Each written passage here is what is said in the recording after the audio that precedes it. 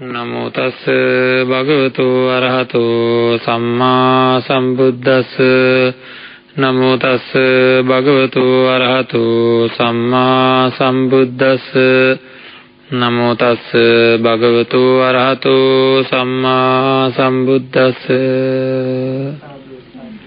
සබ්බේ සංඛාරා අනිච්චාති යදා පඤ්ඤාය පස්සති අත නිබ්බින්දති දුක්ඛේ සමග්ගෝ විසුද්ධියා. සදා බුද්ධ සම්පන්න පින්වත්නි, සම්මා සම්බුදු පියාණන් වහන්සේ දේශනා කරපු ධර්මයට අනුව අපේ චිත්තසංතාන සකස් කරගන්නේ නැතුව අපේ ජීවිතය ඒ ධර්මානුකූල සිතුවිලි වලින් පෝෂණය කරගන්නේ නැතුව මේ ජීවිතය සාර්ථක කරගන්න, සසර ජීවිතය සුවපත් කරගන්න, විඳින්නා වූ දුක් වලින් නිදහස් වෙන්න පුළුවන්කමක් ඇත්තේ නැහැ.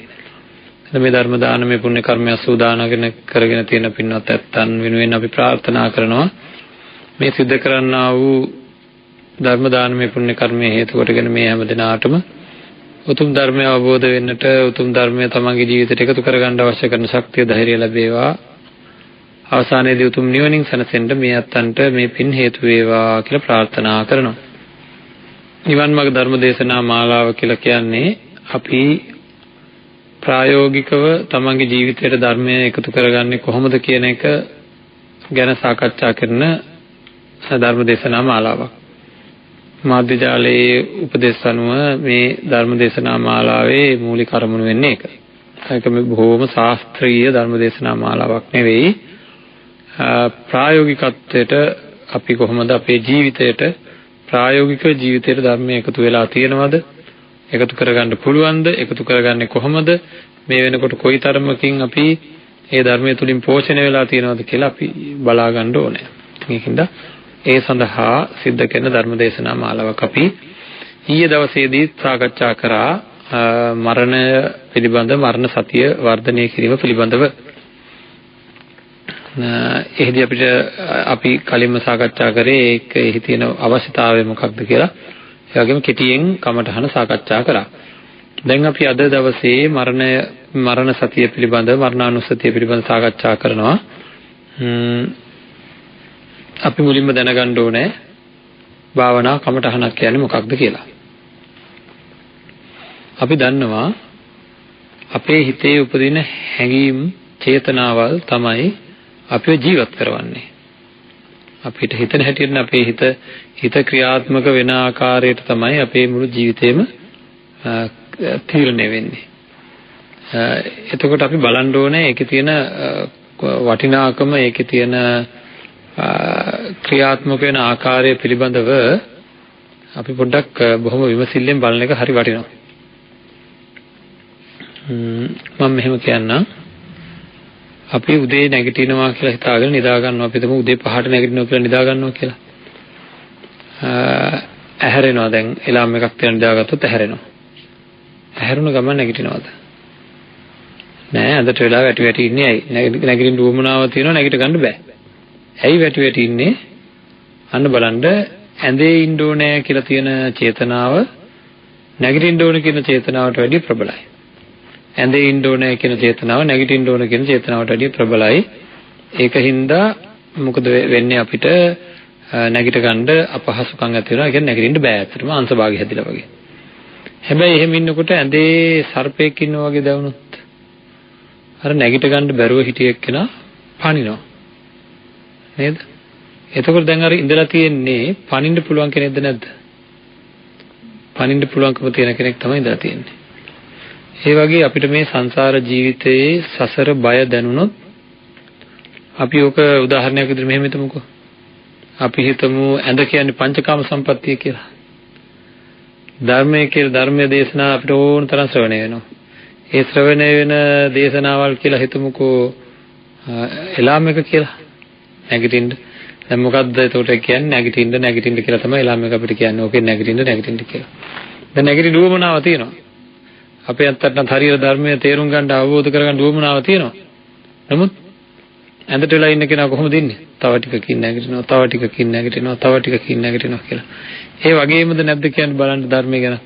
හෙට භාවනා කරනවා, අනිද්දා භාවනා කරනවා, මේ ටික ඉවර කරලා මේ වැඩේ පටන් ගන්නවා. තව ටික දවසකින් පටන් ගන්නවා. ආන් එහෙම ඉන්නවා. ඇඳේ ඉන්න සර්පයා දැක්කා කිව්වොත් එහෙම නේද? මේ පංචකාම සම්පත්තිය කියලා කියන වැතිරිලා ඉන්න ඇඳේ මේ සසර බිය කියන සර්පයා දැක්කොත් නේද? දකින්න කියලා කියන්නේ සර්පයා හින්දා බය ඉපදුනා. ඒතර පැන්නා. එතකොට හැමදාම කල්දදා ඉන්න කෙනා හරියට ඇඳේ ඉන්න සර්පයා දැක්කා වගේ හැමදාම කල්දදා ඉන්න කෙනා සංසාර බය දැනුනොත් එහෙම වේගෙන් නිවන් මඟ යෙදෙනවා. ඉතින් එහෙනම් අපිට දැන් කල්පනා කරන්න තියෙන්නේ ඇයි අපි නිර්වාණ මාර්ගයට අවතීර්ණ වෙන්නේ නැත්තේ? අපි හරියට මේ භයානකම දැකලා නැහැ. හොඳයි. අපි කලිනුත් කතා කළා මරණය ගැන දන්නේ නැති කෙනෙක් ඉන්නවද? මාව මැරෙනවා කියලා දන්නේ නැති කෙනෙක් ඉන්නවද? ඉන්නවා. පුංචි දරුවෝ දන්නේ නැහැ සමහර. මන්ද බුද්ධික අය දන්නේ නැහැ සමහර. නේද? එතකොට අන්න ඒ නොදැනගෙන ඉන්න අයට කියනවා අපි ඒ පිළිබඳ නුවණ නැහැ කියලා. සාමාන්‍ය මනුස්සයාට මොකද්ද නැත්තේ? නුවණ තියෙනවා. මැරෙනවා කියලා දන්නවා. හැබැයි ඒ මැරෙනවා කියන සිහිය නැහැ. ඒ මැරෙනවා කියන සිහිය නැහැ. එහෙනම් ඔන්න මැරෙනවා කියන සිහිය තමයි අපි ඉස්සෙල්ලාම ඇති කරගන්න ඕනේ. එන්නේ මරණවා කියන සිහිය වර්ධනය වෙන්න ඒකත් එක්ක කෙලෙස් අයින් කරගන්න ඕනේ කියලා උපදින වීරියක් උපදිනවා. මේ ගැන තේරුම් ගන්න අපි පෙරේදා ධර්ම දේශනාවේදී මතක් කරා මේ චෛතසික පැත්ත පිළිබඳව මරණයේදී අපිට මොකක්ද සිද්ධ වෙන්නේ?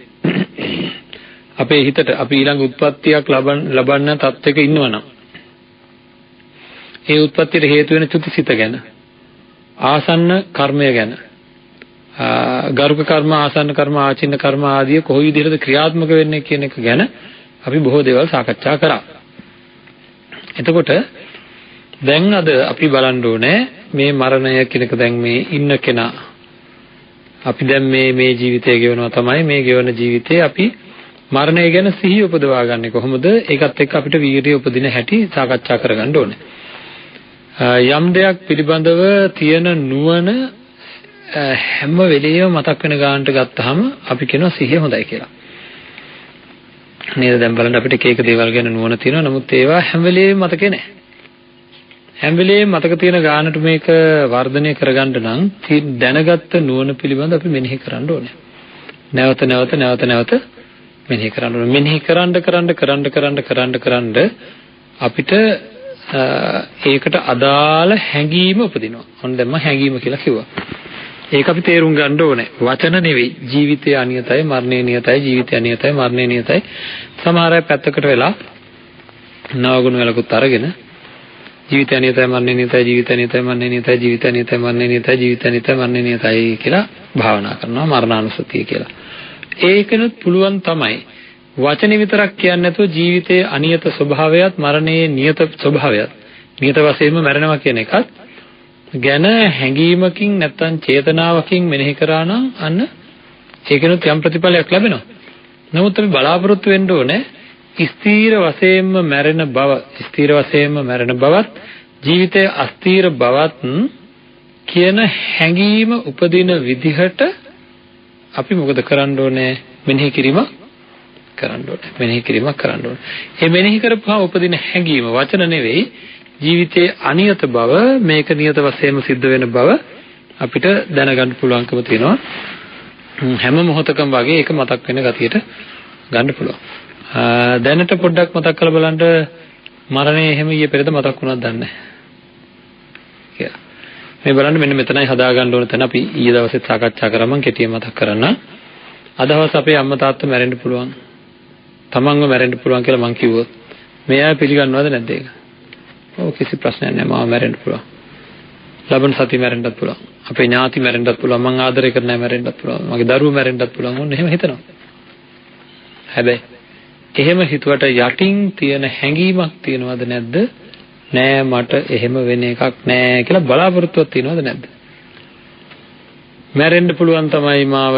හැබැයි අදහවස නම් මාව මැරෙන්නේ නෑ කියන බලාපොරොත්තුව තියෙනවද නැද්ද? හෙට මැරෙනවා කියලා බලාපොරොත්තුවක් තියෙනවද? නෑ. හෙට වුණත් මාව මැරෙන එකක් නෑ කියලා පොඩි බලාපොරොත්තුවක් තියෙනවා. තව 10කින් ඒත් තියෙනවා නේද? ඔව් 10කින් මාව මැරෙන්න පුළුවන්. නමුත් මැරෙන්නේ නැති වෙයි කියන බලාපොරොත්තුව තියෙනවද නැද්ද? 20කින් 30කින් 40කින් වුණත් මැරෙන්න වෙදී දන්නේ නැහැ කියලා බලාපොරොත්තුවක් තියෙනවා. අන්න ඒ බලාපොරොත්තුව තමයි අපිව දුකටපත් කරවන්නේ. එහෙනම් මොකද කරන්න ඕනේ? අන්න ඒ බලාපොරොත්තු අයින් වෙන විදිහට තමන් ඒ ගැන තියෙන බලාපොරොත්තු, මොකද බලාපොරොත්තු තියුණොත් බලාපොරොත්තු කැඩෙනවා. බලාපොරොත්තු කැඩුණොත් ලොකු දුකකටපත් වෙනවා. අපි ගැන විතරක් නෙවෙයි අපේ අම්මා තාත්තා සහෝදර සහෝදරයන් කිසි කෙනෙක් මැරෙන්නේ නැහැ කියන තැන තමයි දැම්ම මැරෙන්නේ නැහැ කියන හැඟීම අපිට තියෙනවා.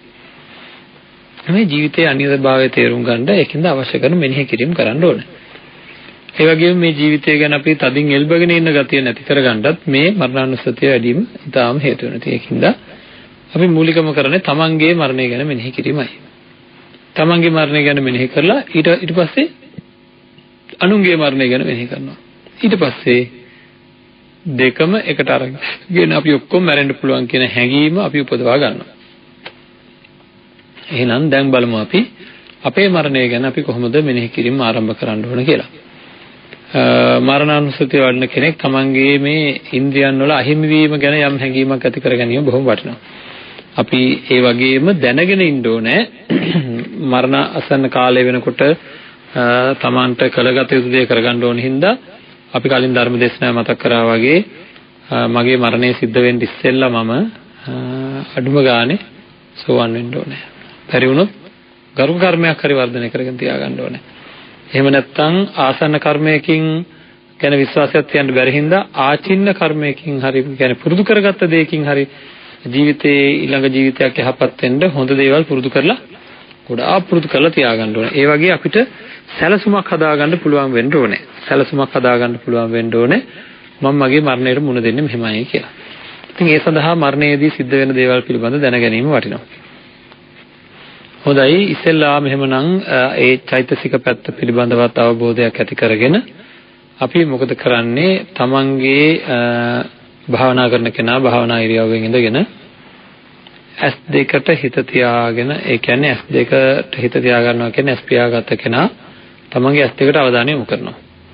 යොමු කරලා හිමින් සැරේ කල්පනා කරනවා මෙනෙහි කරනවා මේ S2 මට මේ තව මොහොතකින් හෝ නැති වෙලා යන්න පුළුවන්. අහිමි වෙන්න පුළුවන්. ඇයි මරණය සිද්ධ වීමේදී මගේ එතකොට නැති වෙලා ගියාම මොකද වෙන්නේ කියලා මෙනෙහි කරනවා. එතකොට මොකද වෙන්නේ?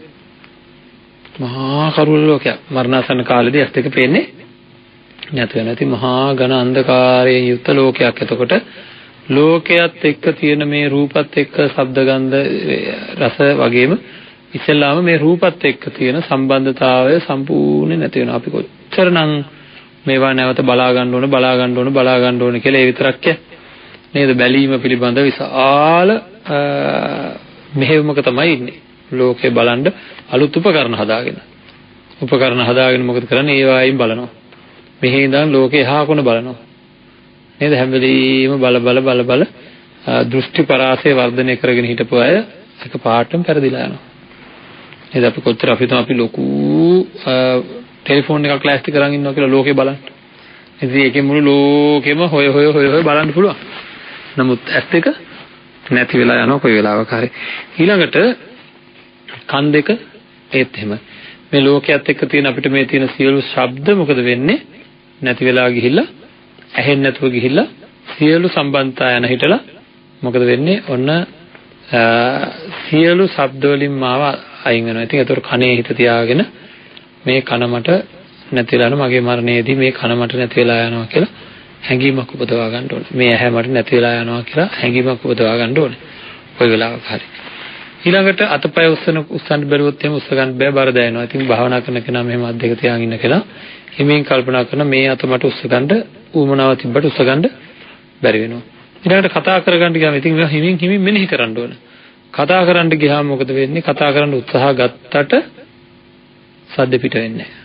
කතා කරන්න උත්සාහ ගත්තට සද්ද පිට වෙන්නේ නැහැ. ඉතින් අර හීනෙන් බය වෙලා වගේ බය වෙච්ච වෙලාවක වගේ මේ සද්ද පිට වෙන්නේ නැතුව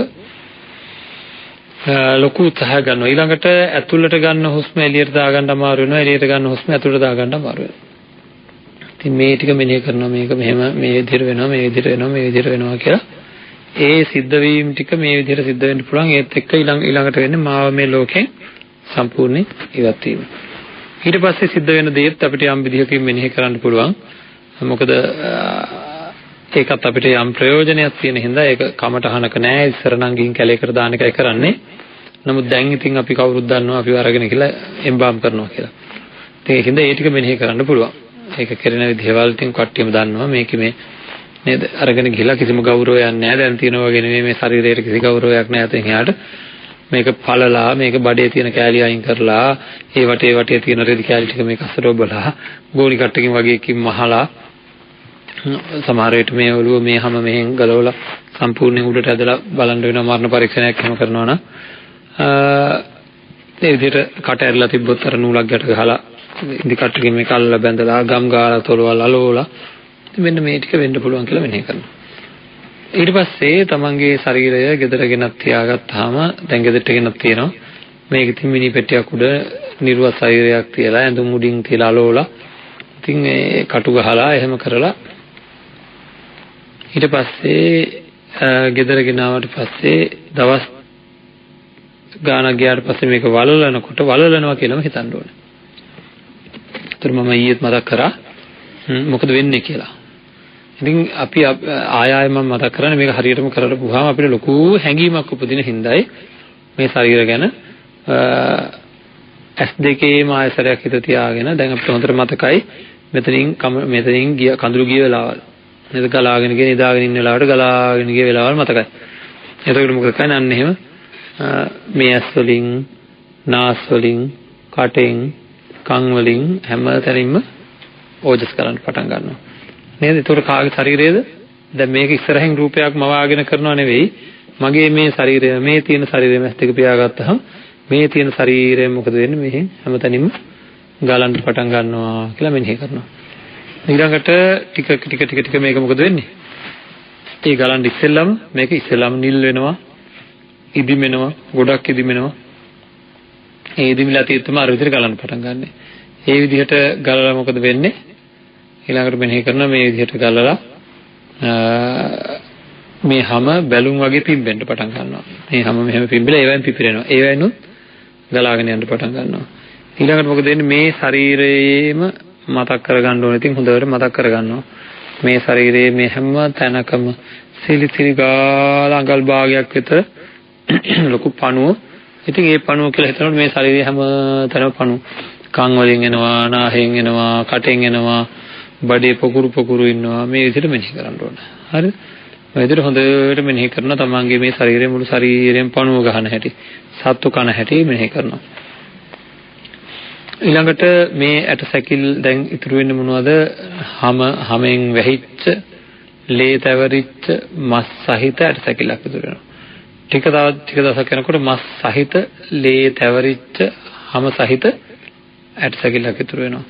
ඉතින් මේක උඩ තමයි හිටින්නේ. ওই විදිහට අර නහරවැල්, මස්, හැම එහෙම මේකෙන් අයින් වෙද්දි දැන් කකුල් දෙකේ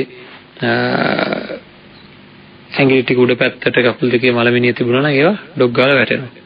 එතකොට හිස් කබල එහෙම උඩු බැලිය අතර තියෙන එක පැත්තට පෙරලෙනවා.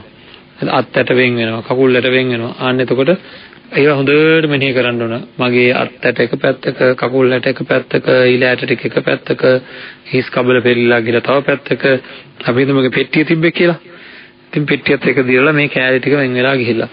ඔහොම අන්තිමට මොකද වෙන්නේ? මේ කෑලිත් දිරලා හුණු කුඩු වගේ වෙලා පොළොටම පස් වෙලා යනවා කියලා ඔය ටික හොඳට මෙනෙහි කරන්න ඕනේ. මේ මෙනෙහි කරනකොට අපිට වෙනදාට වැඩිය හොඳ හැඟීමක් උපදිනවා ජීවිතය අනියත ස්වභාවයෙම තියෙනවා කියලා. එතකොට ඊළඟට ඔය ටික හොඳට මෙනෙහි කරාට පස්සේ ඕකේ තරම් අමාරු නැහැ. ඊළඟට කරන්න තියෙන්නේ කවුද? අනුන්ගේ මරණය නේද? අනුන්ගේ මරණය. ඒක තමයි බොහොම අමාරු. හුඟක් අයට අමාරු ඒක. ඇවිල්ලා අපිට කියනවා මගේ මරණය නම් පුළුවන්. දරුවන්ගේ නම් බෑ. කැමැතිම 10 දිනක්වත් පෙළගස්සගෙන ඒ අයගේ මරණය සිදුවිය හැකි කියන තැන ඉඳගෙන දරුවාගේ ශරීරයට අපි දන්නවනේ නේද? දරුවෙක් මරුණොත් නේද? ඔන්න කැහණු දරුවෙක් නම් හොලස්සන මල් ගවුමක් අඳිනවා, පිරිමි දරුවෙක් නම් කෝට් එකක් අඳිනවා, සුදු පාට මලක් එතන කෝට් එකේ ගහනවා නේද? දෙපැත්තෙන් පහන් තියලා බලන්න එපා ලස්සන නේද? ඉතින් තමන්ගේ ආදරය කරන අයගේ මලමිනිය මෙනෙහි කරන්න පුළුවන්කම තියෙන්න ඕනේ. ඇයි ඒක විය හැක්කක්ද නොවිය හැක්කක්ද? ඒක විය හැක්කක් නේද? ඒක වෙන්න පුළුවන්. මගේ ජීවිත කාලෙම දැන් මේවා කියනකොට අම්මලා නම් හරියම අකමැති මාත් එක්ක. ඒක හරියන්නේ නැහැ. ඒක හරියන්නේ නැහැ කියලා. මේකෙන් වෙන ලාභය ගැන අපි හිතන්න ඕන. ලාභය කියන්නේ අපි අපේ ජීවිතේ හැම වෙලේම ගෙවන්නේ පිච්චි පිච්චි. දැවි දැවි. අසනීපයක් වුණත් දැවෙනවා. පිච්චෙනවා. පාසල් ගිහිල්ලා එන්න ගියත් එන්න පරක් වුණත් දැවෙනවා පිච්චෙනවා. මේ දැවි දැවි පිච්චි පිච්චි ජීවත් වෙන්නේ අයියෝ මරුණක් දන්නේ කියන්නේ එක්කෙනාට එක්කෙනා නේද? මරණය වෙයි කියලා බයට. ඒ කියන්නේ ඒක කවදා හරි මුණ දෙන්න වෙනවා කියලා ඉවරලා දන්නේ නැහැ. හුඟක් අය මට මෙහෙම කියනවා මගේ ජීවිතයට සම්බන්ධ ඔක්කොමලා මැරෙන්න ඉස්සෙල්ලා මම මැරුණොත් හොඳයි. මගේ ජීවිත කාලේ එක්කෙනෙක්වත් මැරෙන්නේ නැතුව හිටියොත් හොඳයි. ඒ මොකද තියෙන තණ්හාව නේද? එතකොට මම දන්නේ නැහැනේ මොකුත් කියලා එහෙම කියනවා.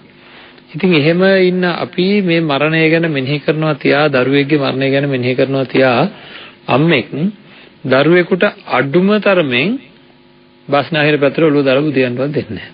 උඩු වැලිය අතට බුදියලා අත් දෙක උඩ තියාගන්න දෙන්නේ නැහැ. ඒ විතරක් නෙවෙයි ඔන්න මට ඇහෙලා තියෙන සමහර දරුවෝ කියනවා අම්මේ මම යන්නම්. යන්නම් කියන්න එපා. ගෙන් එන්නම් කියන්න. නේද? ඒ තරම නිකන් හරි ළමෙක් කිව්වොත් අම්මේ මම මැරෙයිද දන්නේ නැහැ. මූසල කතා කියන්න එපා. ඔය කියන කතාවද? නේද? ඉතින් එහෙම. ඉතින් ඒ මොකද යන්තම්වත් මේ ගැන හිතන්න තියෙන අකමැත්ත. ඒකින්ද ඒ ගැන අපි නොහිතලා වහලා දාලා තියෙන හින්දා කිසිම විදිහකින් අපේ හිත පිළිගන්න කැමති නැහැ. එයා මට ඉස්සෙල්ලා මැරුණා කියලා. ඉතින් එහෙම ඉන්න අයට ඒක පාරට මොකද වෙන්නේ ලොකු අනතුරු වෙනවා වෙලාවකට. ඇත්තටම දරුවෙක්ගේ වියෝවීමක් සිද්ධ වුණොත් එහෙම මෙයාට මානසිකව දරා ගන්න බැරි වෙලා ඒක විකෘති තත්යකට පවා නේද අසහිය තත්යකට පවාපත් වෙන්න තියෙන ඉඩ කඩ වැඩි. ඒ මොකද අධික වේගයක් නැති වෙනවා. එහෙම නෙවෙයි ඇත්තටම මේක විය හැක්කක් තියෙනවා. මොනවා කරන්නද ඉතින් මගේ දරුවා මගේ ළඟ ඉන්නවා තමයි. තව මොහොතකින් මට නැති වෙන්න පුළුවන්. මේක අහම්බෙන් ඉන්නවා වගේ. අහම්බෙන් ඉන්නවා වගේ මේ ඉන්නවා මේ නැති වෙන්න පුළුවන් කියන හැඟීම තියාගෙන මොකද ඒක ඇත්තක් හින්දා. ඒකේ තේරුම මේ මැරේවා කියලා ප්‍රාර්ථනා කරනවා කියන එක නෙවෙයි. නේද? එතකොට එහෙම මේ කෙනෙක් මැරෙන්න පුළුවන් කියන එක Tamanට දැනි ජීවත් වෙනවා නම් අර තැනකදී ඒ තරම් ලොකු ප්‍රශ්නයක් එන්නේ නැහැ. ඉතින් පළවෙනියෙන්ම අපිට ලැබෙන දේ ඒක ඒ වගේම තමයි සාමාන්‍ය ජීවිතේ දැවි පිච්චි පොඩි දෙයකට දැවෙනවා එන්න පරක්කුණුත් දැවෙනවා අන්න එහෙම දැවි පිච්චි ඉඳ වෙන්නේ නැහැ. මොකද මෙයා හොඳට මරණය ගැන හැඟීම තියෙන හින්දා. ඒ වගේ තමන් කැමති අය පෙළගස්සගෙන එක එක්කෙනාගේ මරණය තමන්ගේ මනසින් දකින්න උත්සාහ ගන්න ඕනේ. ඔන්න එතකොට සමහර අයට ඇත්තටම මේක හරියටම ගැඹුරින් කරගෙන යද්දි සමහර දෙමව්පියෝ ඉන්නවා අඬනවා.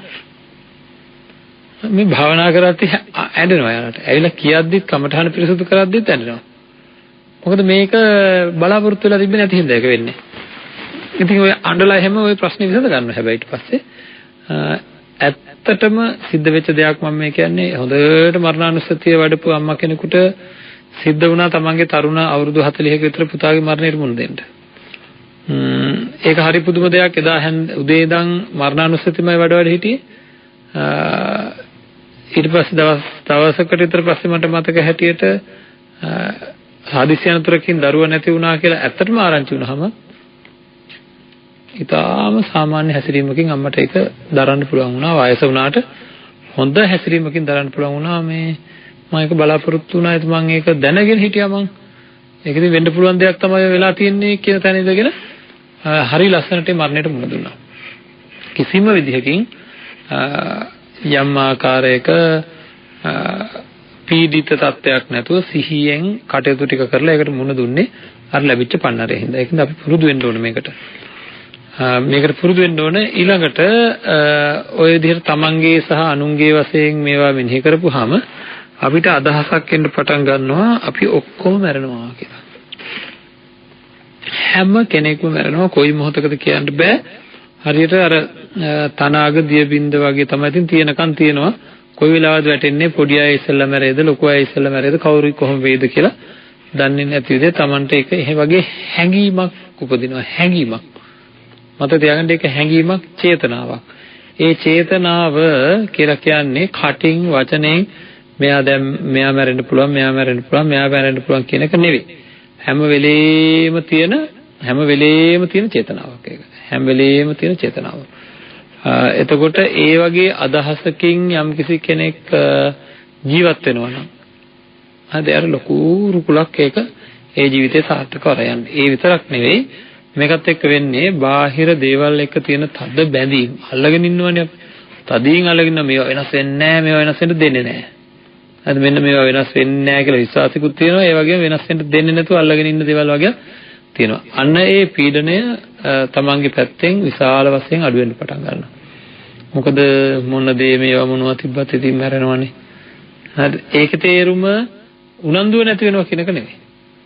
හරි සමහර විට ඉතින් පංචකාම සම්පත්තිය කෙරෙහි තියෙන උනන්දුව නම් නැති වෙන්න පුළුවන්. නමුත් ධර්මාභෝධය ගැන තියෙන උනන්දුව මොකද වෙන්නේ? වැඩි වෙන එකයි සිද්ධ වෙන්නේ. ඒකින්ද ඔය විදිහට මේ කමඨහන කරගෙන යන්න ඕනේ. මේක තව ඉස්සරහට කරගෙන ගියොත් මොකද වෙන්නේ? අපි ඔය වගේ මෙනෙහි කිරීම ටික කරගෙන ගියාම දැන් අපි මෙනෙහි කිරීම කරගෙන ගියාම අපිට හැඟීමක් උපදිනවා ජීවිතය අනියතයි මරණය නියතයි කියලා. ජීවිතය අනියත ස්වභාවය තියෙනවා මරණය ස්ථිර වශයෙන්ම සිද්ධ වෙනවා කියලා ලොකු හැඟීමක් ඉතුරු වෙනවා. එහෙම හැඟීමක් ඇති වෙනවා. ඒ කියන්නේ චේතනාවක් ඇති වෙනවා. අර මෙනෙහි කරපු ටික ඔක්කොම නියෝජනය වෙන එක මේ හැඟීමක්. මම මේක පොඩ්ඩක් පැහැදිලි කරන්නම් උදාහරණයකින්. මේ හැඟීම කියන එක නැත්නම් චේතනාව කියන එක අපි තේරුම් ගන්න ඕන හින්දා අපි හිතමු අපිව පාසලකට යවනවා කියලා හිතන්නකෝ. ඒ පාසලේ අපි හිතමු ඉංග්‍රීසි විෂය පරීක්ෂා කරන්න කියලා. මම යන්නේ මට කියලා තියෙන්නේ එහෙ කාටවත් ඉංග්‍රීසි බෑ කියලා. දැන් එහෙම ගිහිල්ලා මම ඉස්සෙල්ලාම එක ළමයෙක් එක්ක කතා කරනවා. කතා කරනකොට ඔන්න එයාට පුළුවන්. තව ළමයෙක් එක්ක කතා කරනවා. එයාට පුළුවන්. තව ළමයෙක් එක්ක කතා කරනවා. එයාට පුළුවන්. අන්න බලන්න අන්තිමට මට එක හැඟීමක් එනවා ඔක්කොම ළමයින්ට පුළුවන් කියලා. ඔක්කොම ළමයි මාත් එක්ක කතා කරොත් මං අන්තිමට කියනවා ඒකේ ඔක්කොම ළමයින්ට ඉංග්‍රීසි පුළුවන් කියලා. අන්න ඒ අන්තිමට මට එන හඳුනා ගැනීමක් චේතනාවක් අන්තිමට තියෙනවා මේ ළමයි ඔක්කොටම ඉංග්‍රීසි පුළුවන් කියලා. අන්න ඒ හඳුනා ගැනීම තුල කලින් අර එක එක ළමයාත් එක්ක කතා කරපු ඔක්කොම අඩංගුද නැද්ද? ඒ ඔක්කොම වෙනුවට එක හැඟීමක් එනවා මුළු පාසලටම ඉංග්‍රීසි පුළුවන් කියලා. අන්න ඒක තමයි හැඟීම කියලා කියන්නේ. ඒකත් අපි තව ටිකක් තෝරගමු. වචන සහ හැඟීම් වල තියෙන වෙනස තෝරගන්න ඕනේ භාවනා කරන අය විදිහට. ඔන්න එක අම්මා කෙනෙකුට අපි ඉස්සරහට එන්න කියනවා එයාගේ දරුවත් එක්ක. තව පිටස්තර දරුවෙකුටත් එන්න කියනවා. එන්න කියලා මේ අම්මට කියනවා මම පුතාට ආදරෙයි කියලා මේ දෙන්නගේ මුළු අත ගන්නට කියලා දෙවාරයකට. ඉතින් තමන්ගේ පුතාගේ ඔළුව අත ගන්නට කියනවා ඊළඟ සැරේ අනිත් අයගේ බාහිර එක්කෙනාගේ ඔළුව අත ගන්නට කියනවා. ඔතන වෙනසක් තියෙනවද දන්නේ අම්ම ඔළුව ගත්තදී. මං කියන වෙනසක් තියෙනවා කියලා. තමන්ගේ දරුවාගේ ඔළුව අත ගද්දී අත හරි තදයි. හරිද? අත හරි තදයි මොකද මම පුතාට ආදරෙයි කියලා නේද පිටත් එක්කම අත ගන්නවා. අනුන්ගේ දරුවාගේ ඔළුව අත ගද්දී කොහොමද? මං ආදරෙයි යෝන් කියලා නිකන් අන්න ඒ වගේ හැඟීමකින් උඩින් යන එකක් ඒක.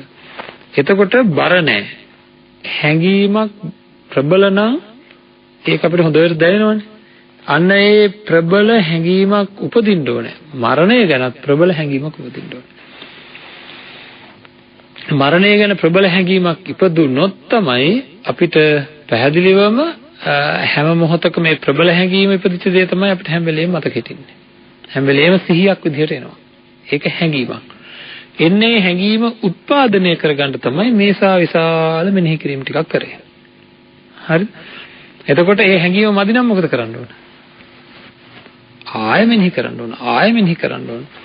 ජීවිතය අනියතයි මරණය නියතයි කියලා එක හැඟීමකට අපිට එන්න පුළුවන්කම තියෙන්න ඕනේ. ඒ දක්වා මේක මෙනෙහි කරන්න ඕන. ඒක අඳුර ගන්න පුළුවන්. කරන අයට අඳුර ගන්න පුළුවන්. ඉතින් භාවනා කර ඉන්නකොට Tamanට දැන් අසුභ භාවනා කරද්දී අපි කියන්නේ බල්ලෙක්ගේ අපි හිතවකෝ මැරිච්ච බලුකුණක් දකිනවා. මැරිච්ච බලකුණක් දකිද්දී එකපාරටම මේක පිළිකුලයි, මේකේ කන පිළිකුලයි, මේකේ ඇහැ පිළිකුලයි, මේකේ නාසය පිළිකුලයි කියලා වෙන වෙනම කියන්න ඕනද? නැත්නම් මෙහෙම දකිනකොටම පිළිකුලයි කියන හැඟීමක් එනවද? ඒ හැඟීම එනකොට වචනේ අඩුම ගානේ වචනෙන් හිතෙන් වචනෙන් කියනවද මේක පිළිකුලයි, මේක පිළිකුලයි කියලා කියනවද? කියන්නේ නැහැ. චේතනාව කියන්නේ හැඟීම කියන්නේ වචන නෙවෙයි. චේතනාව හැඟීම වගේ දෙයකට පස්සේ ඒක හින්දා තමයි වචන උපදින්නේ. හරිද? එතකොට අපි භාවනා කරලා කරන්න යන්නේ කොතෙන්ද? අර චේතනාවටම පහර දෙන්න.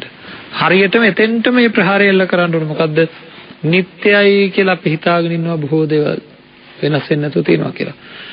අන්නේ වෙනස් වෙන්නේ නැතුව තියෙනවා කියලා තියෙන හින්දා අපිට බොහෝ බලාපොරොත්තු ප්‍රාර්ථනා එහෙම ඇති වෙලා ඒවා තමයි කැල්ල දුකටපත් වෙන්නේ.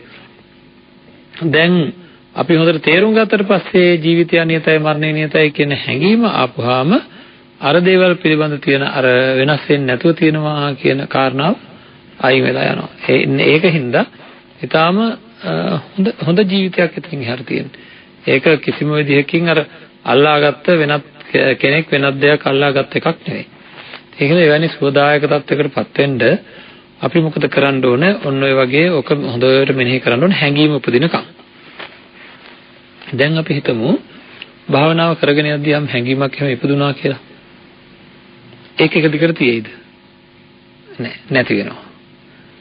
ආයෙ එතකොට මොකද කරන්න ඕන? ආයෙ අර විදිහටම අර ටික මෙනෙහි කරගෙන යනකොට ඔන්න Taman දන්නවා අන්න මේ දැන් මට මේ අනිත්‍යයට අදාළ, මරණයට අදාළ හොඳ මේ ලෝකය ගැන වැඩක් නැහැ, තේරුමක් නැහැ කියලා කලකිරීම සහගත. නේද? මේ බලන්න කලකිරීම කියන වචනයත් අපි මෙතනදී පැහැදිලි කරගන්න ඕනේ. ඔන්න අපි හිතමුක ආණ්ඩුවක් අලුතෙන් ආවා කියලා. ආණ්ඩුවක් අලුතෙන් ආවම ඔන්න අපිට ඇවිල්ලා කියනවා අපි ඔයාලට ඉඩමක් දෙනවා. වාහනයක් දෙනවා. ගෙයක් දෙනවා කියලා කියනවා. ඊට පස්සේ බලාගෙන යනකොට දෙනවා වෙන්න. ටික දවසක් යනකොට දෙනවා. දැන් සන්තෝසයි. හැබැයි දීලා සතියක් විතර ගිහිල්ලා කියනවා වාහනය ආපහු ඕනේ. හරිද? ගේ ඕනේ කියලා කියනවා. ඊට පස්සේ ආය දෙනවා අපිට. ආය දීලා ආය ගන්නවා. ඔය විදිහට අපි හිතමුකෝ යම් කිසි ආණ්ඩුවකින් හෝ වෙනත් අපිට යමක් දෙනවා නම් කවුරු හරි ඒ දුන්නේ ඔක්කොම සැරෙන් සැරේ ආපහු ඉල්ලලා ගන්නවනම් ආය දෙන්න આવත් අපි මොනවා කියයිද? නේද? අපි කියනවා අපිට දැන් එපා වෙලා තියෙනවා.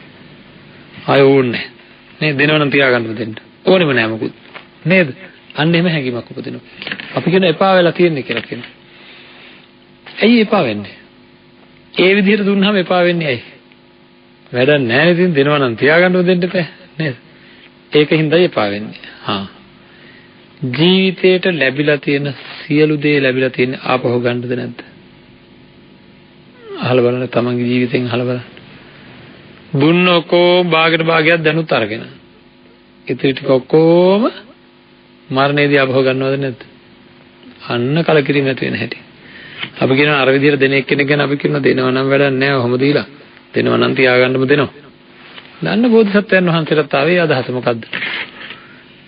සතුට සැපය කියන එක ආපහු ගන්න සැපයක් නම් ඇති වැඩක් නැහැ. ආපහු නැති වෙන සැපයක් නම් ඇති වැඩක් නැහැ. ස්ථීර සැපයක් තියෙන්න ඕනේ කියන කාරණාව තමයි බුදුරජාණන් වහන්සේ අපිට බෝධිසත්වයන් වහන්සේ විදිහට කලකිරීම ඇති කරගත්තෙත් එහෙම. ස්ථීර සැපයක් තියෙන්න ඕනේ. දැන් අපිට ලැබිලා තියෙන සැප ඔක්කොම ස්ථීරද? නෑ ඔක්කොම වෙනස් වෙනවා. ඒ ඔක්කොම වෙනස් වෙනවා. එහෙනම් දැන් අපි බලා ගන්න වෙනවා මේක දැන් අපිට තේරෙන්න ඕනේ මේ කලකිරීම කියන්නේ මොකද්ද කියලා. මොහොතකට හිතන්න අපි හරිය අමාරුවෙන් හරියට මහන්සි වෙලා තමන්ගේ කියලා ගේ කැලලක් හදා ගන්නවා, වාහනයක් ගන්නවා. ඒ හැම දෙයක්ම අරගෙන අපි හිතමුකෝ සින්නක් කර ඔප්පුවකුත් තියෙනවා කියලා. නේද? නමුත් රජයේ ලියාපදිංචි වෙලා තියෙන ඔප්පුව පවා වළංගු වෙනවද නැද්ද මරණයේදී? නේද? පස්සේ ආය ගන්න බෑ. ඔක්කොම ඉවරයි. එහෙනම් ඔන්න කෙනෙකුට අර මරණ සතිය හොඳට වඩපු කෙනෙකුට ඒ කාලේ වෙනකොට මේ හැම දෙයක්ම නැති වෙනවාය කියන හැඟීමත් එක්ක තමයි ආ ජීවත් වෙන්නේ. ඒකෙන් වෙන්නේ ඒවා ගැන තියෙන උනන්දුව නැති වෙන එකද? නෑ උනන්දුව නැති වෙන එක නෙවෙයි. ඒවා ගැන තියෙන දැඩි බැඳීම අයින් වෙන එක. දැඩි බැඳීම ඇයි අයින් කරන්න ඕනේ? බැඳීම් තියාගෙන ඉද්දි මේ වෙනස් වීම සිද්ධ වුණොත් ලොකු දුකකට පත් වෙන හින්දා තේරුම් අරගෙන ජීවත් වෙන්න පුළුවන් තත්යකට අපිපත් වෙන්න ඕනේ. එහෙනම් අන්න ඒ කලකිරීම සහගත తত্ত্বය අපේ තුල උපදිනවා. ඒ කලකිරීමත් සියලු දේ නැති වෙනවා කියන වැඩක් නැහැ, තේරුමක් නැහැ කියන එක හැඟීමකට අපේ හිතපත් වෙනවා භාවනාව කරගෙන යද්දි. මම කිව්වා ඒක ඒ වුණාට නැති වෙනවා කියලා. ආය ඇති කරගන්න මොකද කරන්න ඕන? ආය මෙනෙහි කරන්න ඕන. එතකොට ආය මෙනෙහි කරපුවම ආය ඇති වෙනවා. ඔය විදිහට මම අහනවා දවසකට අපි හිතමු දවසකට 3 සැරයක් මේ හැඟීම අපිට ඉපදුනා කියලා උදාහරණයක් විදිහට. තව මෙනෙහි කරොත් මේ හැඟීම උපදින්න ගතවන කාලය අඩු වෙනවද නැද්ද? ඒක අඩු වෙනවා නේද? මේ හැඟීම උපදින්න ගතවන කාලය අඩු වෙනවා. ඒ කියන්නේ ඉස්සෙල්ලා දවසකට 1 සැරයක් නම් දැන් දවසකට 3 සැරයක් විතර. ඊට පස්සේ දවසකට 5-6 සැරයක්. ඊට පස්සේ තවත් මේක පුරුදු කරොත් වැඩියෙන් මෙනෙහි කරලා පුරුදු කරොත් නේද? පැයකට 2 සැරයක් 3 සැරයක්. ඊට පස්සේ තවත් ඒක මෙනෙහි කරොත් විනාඩියකට නේද? විනාඩියකට විනාඩි 5කට සැරයක් විතර. ඊට පස්සේ අන්තිමට විනාඩියකට වතාවක් විතර අපිට මේ කලකිරීම සහගත හැඟීම උපදිනවා. තව මේක මෙනෙහි කරොත් මොනව වෙයිද? තව මේක මෙනෙහි කරොත් මොකද වෙන්නේ අන්තිමට? වෙන කිසිම හැඟීමකට එන්න නොදී. අයර කාලය අඩු වෙලා ගිහිල්ලා හැම සිතුවිල්ලකටම පස්සේ ඊළඟ සිතුවිල්ලත් මරණ සතිය. ඊළඟ සිතුවිල්ලත් මරණය පිළිබඳ. ඒ වගේ වෙන කිසිම සිතුවිල්ලකට නැතුව ඉඩ දෙන්නේ නැතුව මොකද වෙන්නේ? අතර වෙනත් සිතුවිලි නැති වෙන විදිහට මේක වර්ධනය කරගන්න ඕන නම් පුළුවන්ද බැයිද? නේද? නැවත මෙනෙහි කර මොකද වෙන්නේ? මේක කෙටියෙන් කියනවා නම් මතක් වෙන වාර ගාන වැඩි කරගන්නවා. මරණය මතක් වෙන වාර ගාන වැඩි කරගෙන තව මෙනෙහි කරගෙන ගියොත් එක දවසක් එනවා වෙන කිසිම හැඟීමක් එන්නේ නැතුව මරණය ගැන විතරක් ප්‍රබල හැඟීමක් අපේ හිතෙන් නැగిලා එනවා. හරිද? වෙන කිසිම හැඟීමක් එන්නේ නැතුව මරණය ගැන විතරක් ප්‍රබල හැඟීමක්. ඒ කියන්නේ එක ළඟ වෙන කිසිම දෙයක් නැහැ. ඒ වගේ වෙලාවක කාමචන්දයක් තියෙන්න පුළුවන්ද? ව්‍යාපාදයක් තියෙන්න පුළුවන්ද? තීන මිද්‍යාවක්, උද්ධච්ච කුච්චයක්, විචිකිච්ඡාවක් කිසිවක්ම තියෙන්න පුළුවන් කමක් ඇත්තේ නැහැ. එතකොට මරණය ගැන හැඟීමේ අන්න එතකොට කියනවා චේතසෝ අබිනිරූපණා කියලා. මේ හැඟීමට ප්‍රතිවිරුද්ධ කිසිදු වෙන හැඟීමක් ප්‍රතිවිරුද්ධ කෙසේ වෙතත් ඒ හැඟීමට අනිත් පැත්ත හැරෙන්න පුළුවන් කිසිම හැඟීමක් හිතේ උපදින්නේ නැතුව අර හැඟීම තුලම හිත නැగి යන්න පටන් ගන්නවා. ඒක විය හැක්කක්ද නැද්ද? ඒක වෙන්න පුළුවන් එකක්. ඇයි අපි මෙනෙහි කරනකොට හැඟීම උපදින කාලාන්තරය අඩු වෙනවා නේද? පැයේ තිබ්බ එක විනාඩියකට වැටුණා, විනාඩිය තිබ්බ විනාඩි භාගයකට වැටුණා, විනාඩි භාගයක විනාඩියකට වැටුණා නේද? තප්පර ගානකට ඔය විදිහට වෙලා අන්තිමට හැම ෂණයෙම අර හැඟීම උපදින ගානට එනවා. එතකොට එතන වෙන කිසිමම වෙන අදහසක් වෙන හැඟීමක් උපදින්නේ නැහැ. අන්නේ ගානට අපොම් බලන්න එතන තියනවාද කාම අදහස් නෑ. මොකද වෙලාවක් නෑ. මේක එක දිගට ඒක දැන් අපි මොකක් හරි හැඟීමක් ඉපදුනා නම් ඊළඟ හැඟීමත් ඒකමයි, ඊළඟ චේතනාවත් ඒකමයි. එතකොට අන්න එතන කිසිම විදිහකින් වෙනත් අකුසල හැඟීමක් තියෙන්න පුළුවන් කමක් ඇත්තේ නැහැ. ඒ වගේම අකුසල හැඟීමක් විතරක් නෙවෙයි එතන කිසිම කාමයේ හැඟීමක් තියෙන්න පුළුවන් කමක් ඇත්තේ නැහැ. නීවරණ සම්පූර්ණයෙන් යටපත් වෙලා. එතකොට නීවරණ යටපත් වෙලා ඒ වගේ හැම දෙයක්ම ඒකාග්‍රතාවයට බාධා වෙන හැම එකක්ම යටපත් වෙලා. ඒකාග්‍රතාවයට බාධා වෙන හැම එකක්ම යටපත් වෙලා හැම වෙනත් හැඟීමක්ම යටපත් වෙලා මේ මරණය නියතයි ජීවිතය අනිත්‍යයි කියන හැඟීමේ විතරක් හිත හිර වෙනවා. මෙතන මොන අවස්ථාවක්ද කියලා කියන්න බලන්න. අපි හොඳට හිතුවොත් විවිච්ඡ කාමේහි විවිච්ඡ අකුසලේහි ධම්මේහි කිසිම කාම හැඟීමක් නැති, කිසිම අකුසලයක් නැති,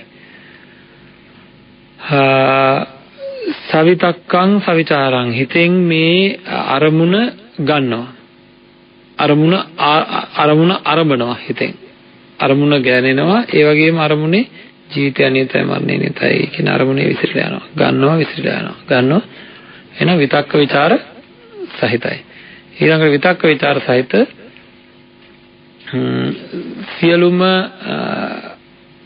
නීවරණයන්ගෙන් අත මිදිච්ච හින්දා මහා ප්‍රීතියක් උපදිනවා. කයේ නොදැනී යෑම හින්දා කයෙන් අත මිදිච්ච කාය පස්සද්ධිය හින්දා මහා සැපයක් උපදිනවා. එතන ප්‍රීතිය සැපය කියන දෙක සහිත. ප්‍රථම ධානය කියලා කියන මට්ටම තමයි මේ එන්නේ. එහෙමනොත් එහෙම. ඒ ඔය අවස්ථාව එනකොට අපි හොඳින් පරීක්ෂා කරලා බලනකොට අපිට තේරෙනවා විවිච්ඡ කාමයේ විවිච්ඡ අකුසලයේ ධම්මේ සවිතක්කං සවිචාරං විවේකජං ප්‍රීතිසුඛං ප්‍රථම ධානං උපසම්පද්ද විහෙරති. ඒ තියෙන අවස්ථාවට අනුකූල සියලු ලක්ෂණ ටික මෙතන තියෙනවා. ඉතින් බොහෝම අපහසුවෙන් නමුත් මුලදී අමාරුවෙන් මේක මෙනෙහි කරලා ඒ හැඟීම උපදවා ගත්තට අවසානයේදී අකණ්ඩව ඒ හැඟීම තමන්ගේ సంతානයෙන් නැగిලා යන විදිහට සකස් කරගන්න පුළුවන්කම තියෙනවා. ඉතින් අන්න එතකොට කියනවා මරණය පිළිබඳ සිහිය පිහිටවා ගත්තා කියලා. හරි. ඊට මෙහා ප්‍රයෝජනයක් නැතුව නෙවෙයි. ඊට මෙහා ප්‍රයෝජනයක් තියෙනවා. නමුත් මරණය පිළිබඳ සිහිය පිහිටවා ගත්තා කියලා කියනවා. ඉතින් ඔන්න ඔය தත්වෙට අපි අපේ අවශ්‍ය කරන කමඨහන වර්ධනය කරගත්තොත් අපිට ලෝකේ නොසැලී ජීවත් වෙන්න පුළුවන් හැකියාවක් ලැබෙනවා. ඒ විතරක් නෙවෙයි ඒක බොහෝම ප්‍රබලව ප්‍රයෝජනවත් වෙනවා නිර්වාණ අවබෝධය සඳහා. මොකද උතරින් එහාට කමඨහනේ තියෙන්නේ මොකද්ද? සමුදය ධම්මානුපස්සීවා, වය ධම්මානුපස්සීවා, සමුදය වය ධම්මානුපස්සීවා කියලා. එතකොට උතරින් එහාට මේ කමඨහන සිද්ධ කරන විදිහ අපි ඊළඟ දවසේදී සාකච්ඡා කරනවා. නමුත් අපිට මේ පමණකින් තව දිනකදී ඒ ටික අපි සාකච්ඡා කරමු. සතර කමඨහන සම්පූර්ණයෙන් විග්‍රහ කරගත්තට පස්සේ හෝ ඒකින්ද මරණ සතිය ක්‍රමානුකූලව වර්ධනය කරගන්න අවශ්‍ය කරන ක්‍රමවේදය අපි දන්නවා. තමන්ගේ ශරීරයට අනුගත කරලා තමන්ගේ ශරීරයේ ඉඳගෙන නැතුව මලමිනියාර එහෙම කියලා කියද්දි ඉස්සරහින් වෙන මලමිනියක් හිතින්ම වාගෙන නෙවෙයි. එහෙනම් එවැනි උතුම් ආකාරයට මේ තමන්ගේ ජීවිතය ඊටාම ඉහළ මට්ටමකට රැගෙන යන්න පුළුවන් භාවනා කමඨහනක් තමයි මරණ සතිය කියලා කියන්නේ. ඉතින් අපි මේ ආය වෙනුවෙන් ප්‍රාර්ථනා කරනවා, අදිෂ්ඨාන කරනවා. හැම දිනාටම උතුම් ධර්ම දානමය පුණ්‍ය කර්මයක් සිද්ධ කරන්නට පෙළ ගැහිලා ඉන්න මේ ඇත්තෝ ඒ උතුම් ධර්ම දානමය පුණ්‍ය කර්මයේ හේතු කොටගෙන මේ ඇත්තන්ට උතුම් නිවනින් සැනසෙන්නට අවශ්‍ය කරන ශක්තිය ධෛර්යය ලැබේවා කියලා ප්‍රාර්ථනා කරනවා. ආකාසට්ටා ච බුම්මට්ටා දේවා නාග මහිද්దికා පුඤ්ඤන්තං අනුමෝදිත්වා තිරං රක්ඛන්තු ශාසනං තිරං රක්ඛන්තු දේශනං තිරං රක්ඛන්තු මං පරන්ති.